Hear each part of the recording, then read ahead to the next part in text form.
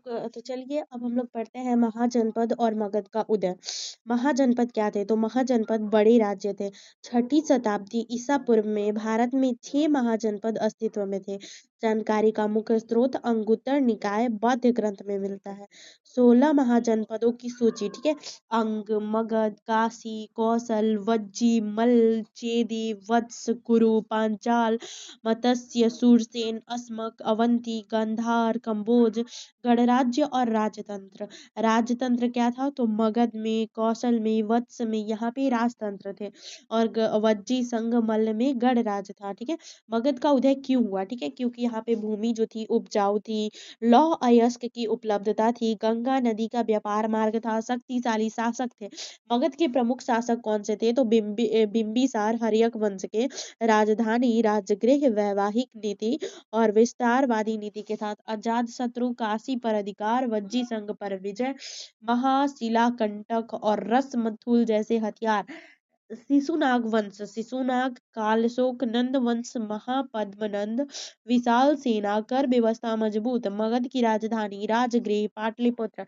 ऐतिहासिक महत्व कौन कौन से इसके चीजें हैं? तो समाज निर्माण की शुरुआत हो गई, शहरीकरण हुई और केंद्रीकृत शासन व्यवस्था। इसका पीवाइस क्यू से हम कुछ देखा है कि मगध के उदयों के कारण की विवेचना करें, क्योंकि यहाँ पे शासक बहुत ही मजबूत थे। यहाँ की जो भूमि थी उपजाऊ थी और आसपास नदी की व्यवस्था थी और व्यापारिक मार्ग, ये सारी चीजें थे।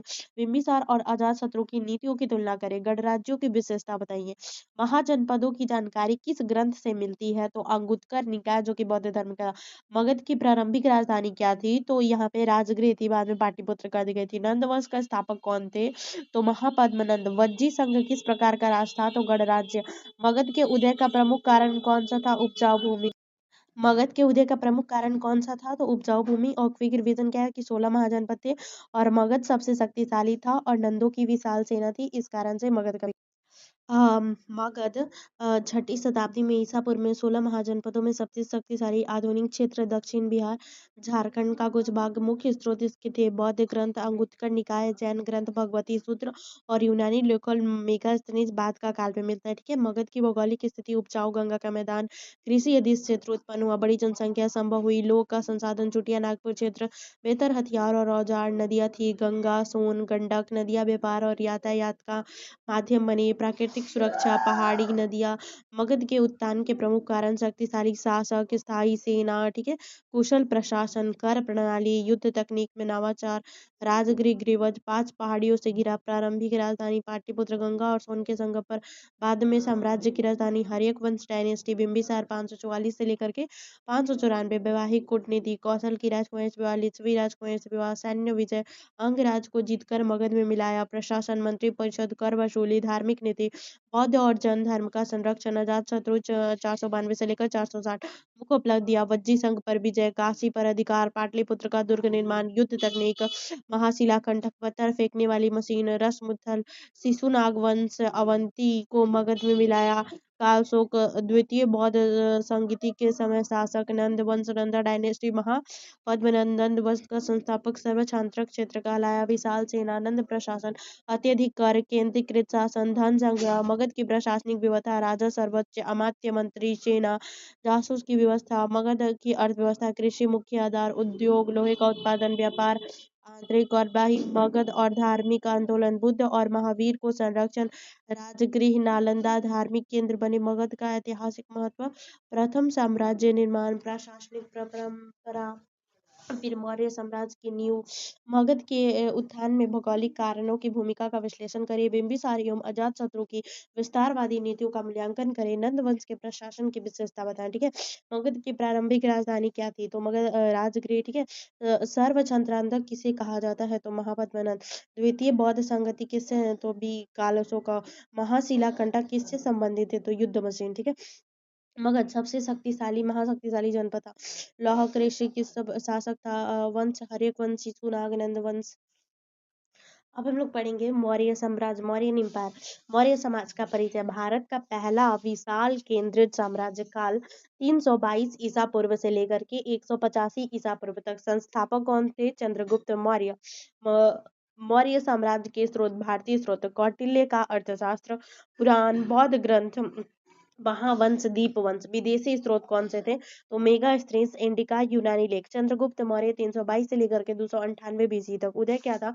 चाणक्य कौटिल्य की सहायता से धनानंद का पतन किया गया। उसके बाद विजय मगध, उत्तर भारत, सेल्यूलस निकेटर को हराया 305 बीसी से। सेल्यूकस संधि 500 हाथी दिए, अफगानिस्तान का क्षेत्र प्राप्त किया। प्रशासन केंद्रीकृत शासन, राजधानी पाटलिपुत्र। धर्म जीवन के अंत में जैन धर्म अपनाया और श्रमण बोल बील गोला कर्नाटक। ठीक है, यहाँ पे अब उसके बाद बिंदुसारा है उनके, चंद्रगुप्त के बाद। उपाधि अमित घात, दक्षिण भारत तक साम्राज्य विस्तार, यूनानी राजा एंटिगोयस से संबंध। और फिर अशोक महान 2000 273 से 232 बीसी तक कलिंग युद्ध। 261 बीसी भीषण रक्तपात, अशोक का हृदय परिवर्तन। धम्म नीति अहिंसा, नैतिकता, सहिष्णुता। शिलालेख ब्राह्मी और खरोष्टी लिपि। फिर स्तंभ का लेख हुआ। फिर धम्म महामात्र, धम्म प्रचार अधिकारी। मौर्य प्रशासन केंद्रीय शासन व्यवस्था, राजा, फिर मंत्री परिषद, विभाग, प्रांतीय शासन, कुमार, राजकुमार, महायुक्त। न्याय व्यवस्था सख्त और दंड। सेना जो था अस्थाई विशाल सेना था। मौर्य अर्थव्यवस्था कृषि, कार्य, व्यापार, राजकीय उद्योग था। मौर्य कला एवं स्थापत्य अशोक स्तंभ, सांची स्तूप, 12 गुफाएं। मौर्य समाज में कौन कौन सी थी? तो वर्ण व्यवस्था, दास्य प्रथा। मौर्य साम्राज्य का पतन जो था, कमजोर उत्तराधिकारी, विशाल साम्राज्य, पुष्पमित्र शुंग द्वारा हत्या, पुष्पमित्र। और इसमें अशोक की धम्म नीति का मूल्यांकन करें, ये आएगा। मौर्य प्रशासन की विशेषताओं का वर्णन करें, चंद्रगुप्त मौर्य की उपलब्धियों को बताएं। ये सारी चीजें क्वेश्चन आ सकती है। ये आएगा कि मौर्य साम्राज्य का संस्थापक कौन थे? तो चंद्रगुप्त मौर्य, सबको बताएं। फिर इंडिका किसने लिखी थी? तो इंडिका मेगास्थनीज ने लिखी थी। अशोक ने किस युद्ध के बाद बौद्ध धर्म अपनाया था? तो कलिंग युद्ध के बाद। ठीक है, अब हम लोग पढ़ेंगे उसके बाद पोस्ट मौर्यन पीरियड को पढ़ने वाले हैं। Thank you so much.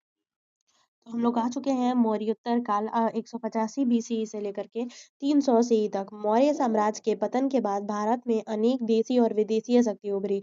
यह काल राजनीतिक विखंडन लेकिन सांस्कृतिक विकास का काल था। मौर्य साम्राज्य के पतन के कारण कौन से थे? तो कमजोर उत्तराधिकारी, विशाल साम्राज्य संभालना कठिन था, सैन्य असंतोष, पुष्पमित्र शुंग द्वारा अंतिम मौर्य राजा बृहदर्थ की हत्या हो गई थी। शुंग वंश, शुंगा डायनेस्टी। संस्थापक कौन थे? तो पुष्यमित्र शुंग थे। उपलब्धियां इनकी क्या कौन सी थी? तो वैदिक धर्म का पुनरुत्थान हो गया, अश्वमेध राजा के द्वारा यज्ञ हो गया, यूनानी आक्रमणकारियों को रोका गया, प्रशासन ब्राह्मण का प्रभाव जो था वो बढ़ा, और फिर केंद्रीय सत्ता कमजोर होने लगा। भरहूत स्तूप, सांची स्तूप का विस्तार हुआ। फिर कण्व वंश के संस्थापक वासुदेव कण्व थे, और काल 73 से लेकर के 28 बीसी तक था। कमजोर शासक थे। अंत सातवाहनों द्वारा हुआ। सातवाहन वंश जो थे संस्थापक शिमुख थे, और प्रमुख शासक गौतमी पुत्र सतकर्णी थे। उपलब्धियां इनकी, शक क्षत्रपों को हराया, दक्षिण भारत में साम्राज्य प्रशासन, मातृ निमक परंपरा, भूमि दान प्रथा। और संस्कृति क्या थी? प्राकृतिक भाषा, अमरावती कला। इंडो ग्रीक्स में क्या हुआ? प्रमुख शासन मिनांडर मिलिंद, राजधानी साकल, बौद्ध धर्म को अपनाया। उसके बाद सैक्थनियस साकास, भारत में साका संवत 78 सीई, रुद्रदामन प्रथम, कुषाण वंश संस्थापक कुजूल फंडिकेसस, महान शासक कनिष्क। और कनिष्क की उपलब्धियां थी, चौथा बौद्ध संगति, महायान बौद्ध धर्म को संरक्षण, गांधार कला का विकास, सोने का सिक्का, और विशाल साम्राज्य था। मौर्योत्तर काल की अर्थव्यवस्था क्या थी? अंतर्राष्ट्रीय व्यापार, रोमन साम्राज्यों से संबंध, सिक्कों का व्यापक प्रयोग, कला एवं संस्कृति, गांधार कला, ग्रीक प्रभाव, मथु मथुरा कला, भारतीय शैली, धार्मिक स्थिति, बौद्ध धर्म का प्रसार, महायानन का उदय, हिंदू धर्म पुनरुत्थान। ठीक है, कनिष्क के काल को बौद्ध धर्म के इतिहास में स्वर्ण युग कहा क्यों? कनिष्क के काल को बौद्ध धर्म के इतिहास में स्वर्ण युग क्यों कहा जाता है? बौद्ध धर्म के इतिहास में पता नहीं। मौर्योत्तर काल ये आप देख लीजिएगा, पढ़ लीजिएगा। ठीक है? मौर्योत्तर काल में विदेशी आक्रमणकारियों की भूमिका का मूल्यांकन करें, गांधार और मथुरा कला की तुलना करें। ठीक है, प्रीलिम्स के एमसीक्यू। शाका संवत की शुरुआत किसने की? शाका संवत की शुरुआत कनिष्क, रुद्रदमन। तो इसका आंसर है रुद्रदमन। चौथा बौद्ध संगीति किसके समय को हुई थी? तो कनिष्क के समय। सातवाहन वंश का प्रसिद्ध शासक कौन सा था? तो गौतमी पुत्र सतकर्णी। ठीक है, क्विक रिवीजन। पुष्यमित्र, कुशांग, कनिष्क। गांधार कला, विदेशी प्रभाव। ठीक है, चैप्टर 7 हम लोग का कंप्लीट हो गया। अब हम लोग पढ़ेंगे गुप्ता एम्पायर के बारे में अगले वीडियो में। Thank you so much.